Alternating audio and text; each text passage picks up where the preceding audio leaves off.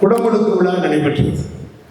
அடியேன் பொதிகை தொலைக்காட்சிக்காக திருவண்ணாமலைக்கு சென்ற அந்த குடமுழுக்கு நேர்முக வர்ணனையிலே கலந்து கொண்டேன். அப்பொழுது அந்த யாகசாலைகளுக்கெல்லாம் என்ன நடக்கிறது என்பதை நான் முதல் நாள் சென்று சுற்றி பார்க்கிற பொழுது அங்கே உள்ள சிவாச்சாரியார் சொன்னார், நகரத்தார் பெருமக்கள் மாத்திரம் இல்லை என்று சொன்னார்.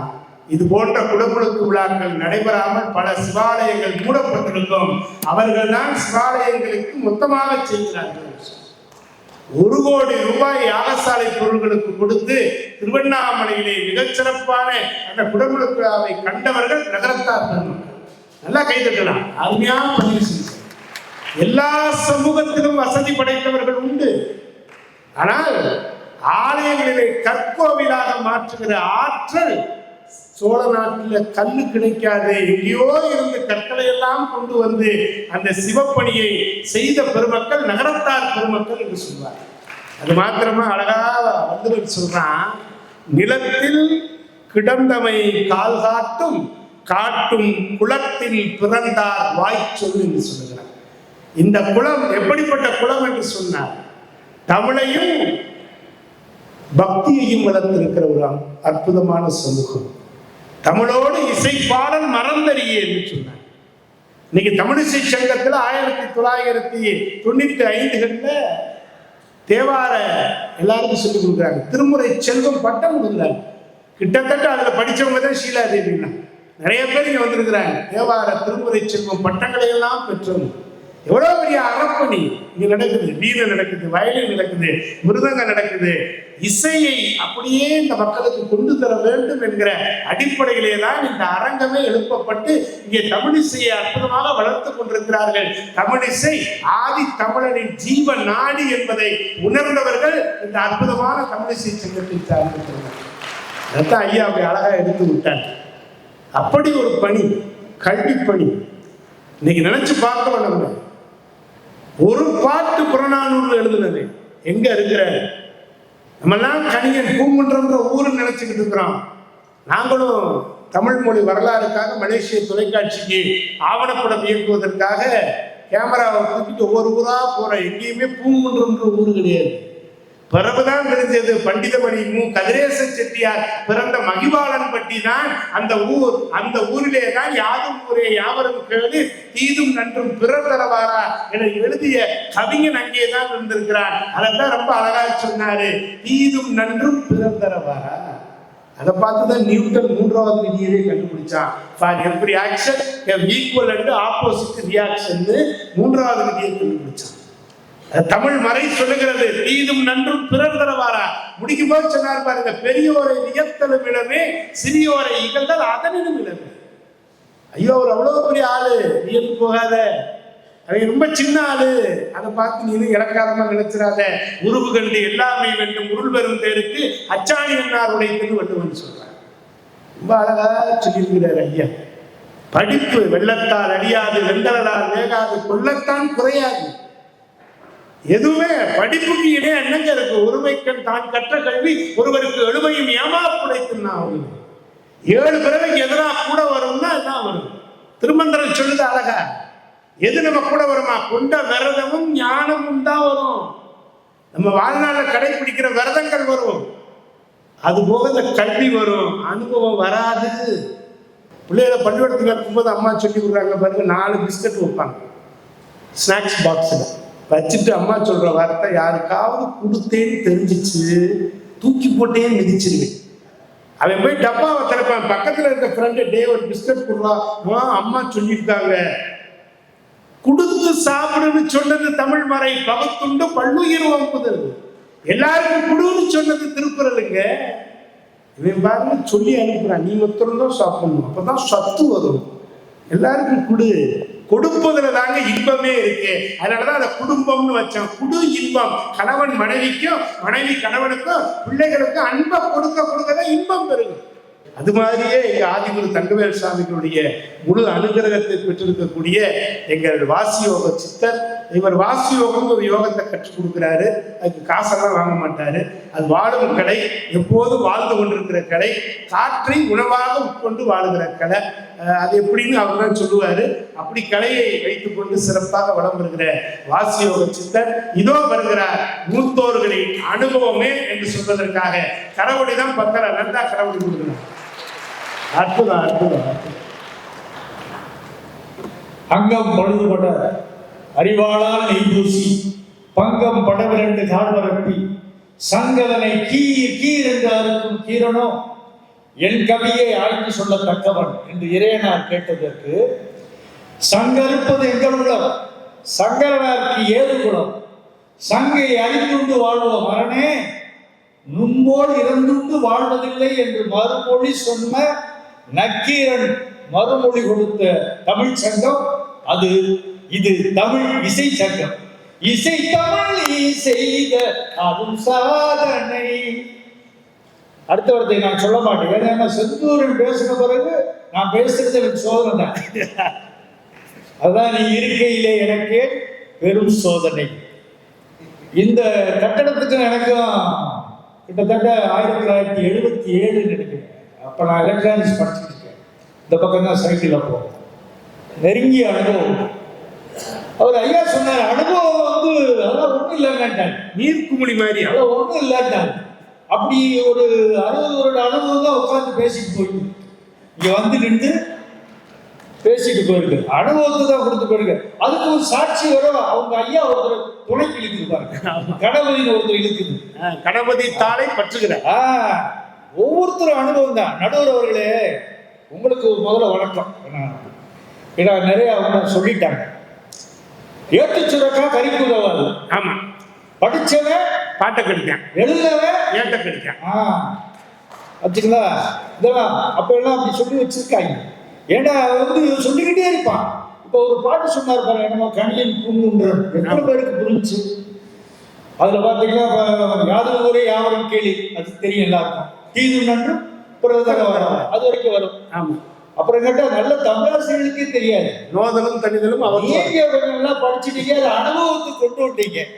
அதனாலதான் குணகுடி சித்தர் அருமையா கேட்டாரு, எல்லாரும் மாநிலம் தாமோ, இந்த இழிவான பிரமைகள் எல்லாருக்கும் போவோம், கல்லெல்லாம் மாணிக்க கல்லாமோ என்று கற்பித்த காரண குருவின் திருவடிகளை போட்டின்னு குணகுடி சித்தர் அவர் அனுபவத்தை சொன்னாரு. அதை வாங்கி கண்ணாசை அடிச்சாரு. அழகு அழகு. கல்லெல்லாம் மாணிக்க கல்லாகுமா, கலையெல்லாம் கண்கள் சொல்லும் கலையாகுமா, சொல்லெல்லாம் தூய தமிழ் சொல்லாகுமா, சுவையெல்லாம் இதழ் சிந்தும் சுவையாகுமா. படிச்ச படிப்புனா படிப்பாகுமா? இதைத்தான் அவர் கேட்கிறாரு. கன்னி தமிழ் தந்ததொரு திருவாசன். அழகான 4 நிமிஷம் ஆயிடும். வெள்ளடிச்சுங்க நடுவர் அவர்களே. அவங்க புத்தகங்களை வாசிப்பாங்க, எல்லாருமே வாசிப்பாங்க. நீங்களும் வாசிப்பீங்க, நானும் வாசிப்பேன். செந்தூரனும் சங்கீத் ராஜாவும் சுவாசிப்பாங்களா புத்தகத்தை? வாசிக்கிறது வேற, சுவாசிக்கிறது வேற. வரிகளை வாசிப்பீங்க, வரிகளுக்கு இடையில நீங்க வசிப்பீங்களா? வரிகளை வாசிப்பவன் அறிவாளி அல்ல, அந்த வரிகளுக்கு இடையே இருப்பாங்க. ஆங்கிலத்தில் சொல்லுவான் read between the lines. அந்த வரிகளுக்கு இடையில வசிக்கிறவன் தான் அனுபவசாலி. அதனால வரிகளுக்கு இடையில வசிக்கிறவன் ஒரு இம்முக்கு அர்த்தம் கண்டுபிடிக்கணும். படிச்சா மட்டும் போதாது. புத்தகங்களை இவர்கள் புரட்டுவார்கள். இவர்களை புத்தகம் புரட்டுமா? உன்னை எது புரட்டி போடுகிறது அதான் உண்மையான புத்தகம். நீ படிக்கிறது புத்தகமே இல்ல. ஆமா, பக்கங்களை புரட்ட புரட்ட வருவதல்ல நல்ல புத்தகம். எந்த பக்கம் உங்களை புரட்டுகிறதோ அதுதான் நல்ல புத்தகம். அப்படி எத்தனை புத்தகம் என்னை புரட்டி இருக்கு? அதுதான் ஒரு மாநாடு போட்டு தான் பேசுறேன். ஒரு புத்தகத்தை பார்த்து எழுதி அதை வெளியிட்டு அதுக்கு பேர் திருட்டு. பல புத்தகத்துல இருக்கிறத பார்த்து அதை எழுதி வெளியிட்டு அதுக்கு பேர் திரட்டு. ஆமா, பால் திரட்டு மாதிரி. ஆமா, திரட்டு. ஆமா, அதான் வார்த்தை சித்தர் வளமுடிச்சார் சொல்வாரு. இன்றைக்கெல்லாம் எழுத்தாளர்கள் இல்லை, எடுத்தாளர்கள் தான். பூரா ஆட்டையை போடுறீங்க. அதுல அனுபவம் தானே, அவர் கூட பல அனுபவம் உங்களுக்கு இருக்கு. வார்த்தையா வந்து எடுத்தாளர்கள் போட்டார், எடுத்து ஆளுபவர்கள். ஆமா, பட்டுக்கோட்டை அருமையா கட்டாரு. பள்ளிக்கூடம் இல்லாத ஊருக்கு பயணம் நான் பயணம் போறேன்டாங்க. அது இன்னொரு அவருக்கு ரொம்ப கவலை. பள்ளியில இன்னும் ஒரு தரம் படிக்கணுமா? அவருக்கு எவ்வளவு பயம் பாருங்க. அப்படி கேட்டாரு. பாரதி ரொம்ப தள்ளி சொன்னான், படிச்சவன் வாதும் சூதும் பண்ணனா போவா போவா போவா ஐயோ என்று. புத்தகம்ங்கிறது புத்திப்பான், அனுபவம் என்பது தாய்ப்பான். ஆக தாய்ப்பால் வேணுமா குட்டிப்பால் வேணுமா? தப்பா ஊத்தா அடிக்கிட்டு. ஆமா, 3 வருஷம் நல்ல தாய்ப்பால் குடிச்சிருக்கேன். நடுவர்களுடைய அனுபவம் என்பது மிகச் சிறந்த ஆபரணம். என்ன செய்வது? அதை அதிக விலை கொடுத்துத்தான் வாங்க வேண்டியது இருக்கிறது.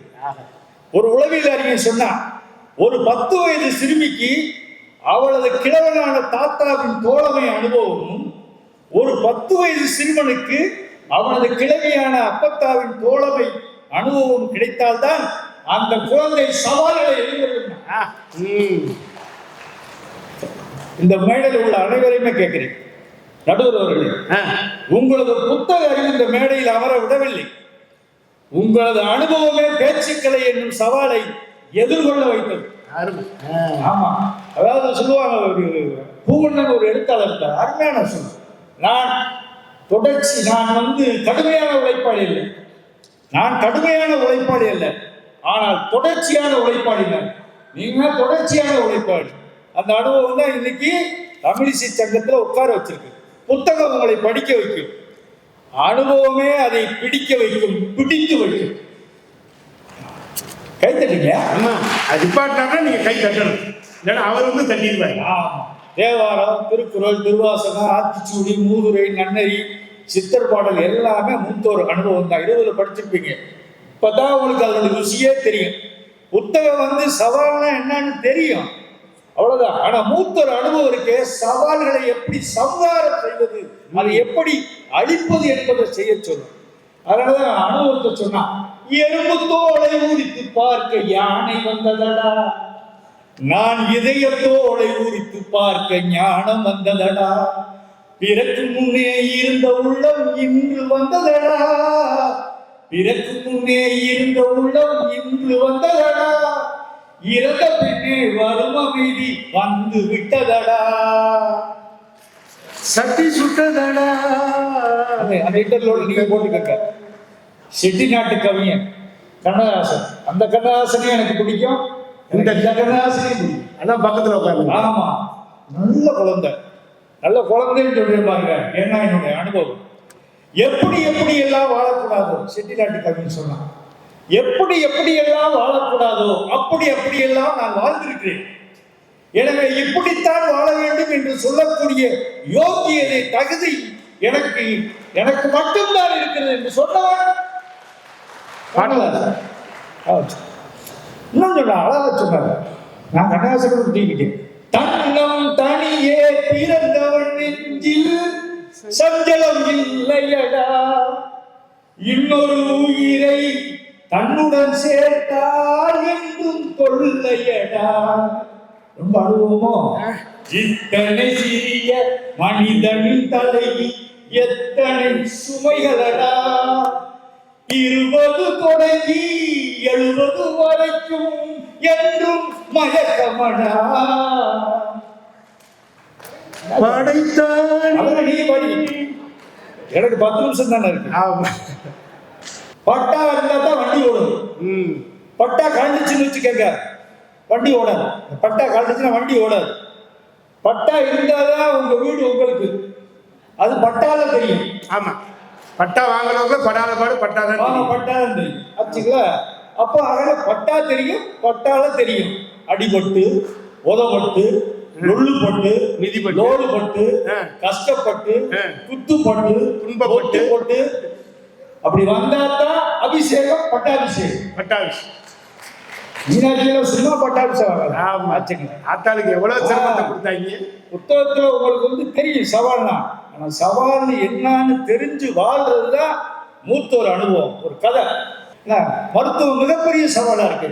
காலையில் இஞ்சி, கடும்பகல் சுக்கு, மாலையில் கடுக்காய், மண்டலம் 3 கொள்வாராயின் கிழவரும் கோழின்றி நடப்பதுதாமே என்ற தமிழ் அனுபவ மருத்துவத்தை நம்ம கைவிட்டுட்டோமே, பாட்டி சொல்றதெல்லாம் விட்டுட்டோமே. அனுபவத்தை விட்டுட்டா மாத்திரைக்கு போயிட்டான். எழுத்துக்கள் உச்சரிக்கப்படும் கால அளவுக்கு மாத்திரைன்னு போயிருக்கு. ஆமா, உங்க தமிழ் இலக்கணம் சொல்லுது கை நொடி கூட சாப்பிடுறதுக்கு முன்னாடி மாத்திரை, சாப்பிடுறதுக்கு பின்னாடி மாத்திரை. ஆமா, ஏன் இந்த மனித யாத்திரை? அறுசுவை இனிப்பு, புளிப்பு, துவர்ப்பு, காப்பு, கரிப்பு, கசப்பு. அறுசுவை, இது அருஞ்சுவை, இதை அறிஞ்சு வைன்னு சொன்னது தமிழ் மருத்துவம். வாரியார் சுவாமிகிட்ட கேட்டாங்க, நாட்டு மக்கள்லாம் பழனி யாத்திரை, பாத யாத்திரை பயங்கர கூட்டமாயிடுச்சு, பக்தி பெருகிருச்சு அப்படின்னு சொல்றாங்க. வாரியார் சுவாமி அமைதியா சொல்றாங்க, பக்தி பெருகிருச்சு, ஆனா ஒழுக்கம் குறைஞ்சு போச்சுன்னாங்க. இதா எவ்வளவு பெரிய சவால் பார்த்தீங்களா? அதனால இப்படிப்பட்ட சூழல்ல நம்ம வாழ்ந்துகிட்டு இருக்கிறதுனால செயற்கை கருத்திருத்தல் மையம் இப்போ இளைஞர்களுக்கு பெரிய சவால், ஒண்ணே கிடைக்கல. ஆமா, எவ்வளவு பெரிய சவால் அது. படிப்பு தேவை, அதோடு உழைப்பு தேவைன்னு சொன்னாங்க. அதனாலதான் வந்து தாயை மதிக்கிறதே ஒரு பண்பாடு. 10 மாதம் சுமந்திருந்து பெற்றால் அப்படின்னு அனுபவத்தை கடத்துறாங்க பார்த்தீங்களா? அதுதான் மூத்தோர்களின் வார்த்தை. ஒரு எழுத்தாளர் சொன்னார், நான் ஒரு புத்தகம் எழுத வேண்டும், அந்த புத்தகத்திலே என் பெயர் இருக்கக்கூடாது, மக்கள் அதை படித்து விட்டு இது அப்பாஸின் கதை என்று சொல்ல வேண்டும் சொன்னாங்க. அப்ப அந்த அளவுக்கு மக்களை பார்க்கணும். அது எக்ஸ்பீரியன்ஸ்ல அனுபவத்துல கொண்டு வர முடியும் ஒழிய வேறு எதனாலையும் கொண்டு வர முடியாது. அதனால கற்றுக் கொடுத்த வித்தையும் கட்டி கொடுத்த சோறும் 8 நாட்கள் கூட நில்லான்னு ஒரு பழமொழி இருக்கு. அனுபவங்களே சவால்களை எதிர்கொள்ளும், அனுபவங்களே சவால்களை நேர்கொள்ளும், அனுபவங்களை வீடு கொள்ளும் என்று கூறி வாய்ப்புக்கு நன்றி பாராட்டி அமைகிறேன். உங்களை பிரிய மனம் இல்லாம். இது ஒரு வார்த்தை, அதான் அனுபவம். எங்க எப்படி போடுறது, இந்த ரைட் வேர்டு இந்த ரைட் டைம் அப்படின்னு சொல்லுவாங்க. ரொம்ப அழகா சொன்ன. அனுபவம் என்பது தாய்ப்பால், புத்தகம் என்பது குட்டிப்பால். ரொம்ப நல்ல வேலை. எனக்கு தெரிஞ்சது ஆவின் பால், ஆரோக்கிய பால், புதுசா 2 பால். பால் எத்தனை வகைப்படும் கேட்டா பையன் இப்படி தான் எடுக்கணும். அது மாதிரி ரொம்ப அழகா சொல்லியிருக்கிறார். அவருடைய அனுபவத்தை அப்படியே சாறு பொழிஞ்சு கொடுத்திருக்கிறார். முடிக்கும் போது பட்டினத்து செட்டியை முடிச்சார். காதலிருந்த ஊசியும் வாராது கடைக்கன் வெடிக்கேன். அழகா சொன்னாரே, வாழால் மகவறிந்து ஊட்ட வல்லேல் அல்ல, மாது சொன்ன சூழால் இளமை துறக்க வல்லேல் அல்ல, நாளாரில் கண்ணை எடுத்து அப்ப வல்லேல் அல்லேன். திருக்காலத்தி அப்பனுக்கு எப்படா நான் ஆளாக போறேன்னு கேட்டார். ரொம்ப அழகா அம்மாவை பற்றி அவர் பாடிய அந்த பாடல்கள், முந்தி தவம் கிடந்து 300 நாள் நிறையப்பா, கண்ணில் கண்ணீர் வரும். அனுபவ பிழம்பு. அதனால ரொம்ப தெளிவா சொன்னார். சித்தர் பாடல்கள்ல பூரா அனுபவம் தான். நந்தவனத்தில் ஓராண்டி அவன் 4 மாதங்கள் குயவனை வேண்டி கொண்டு வந்தான் ஒரு தோண்டி, அதை கூத்தாடி கூத்தாடி போட்டு உடைத்தான்.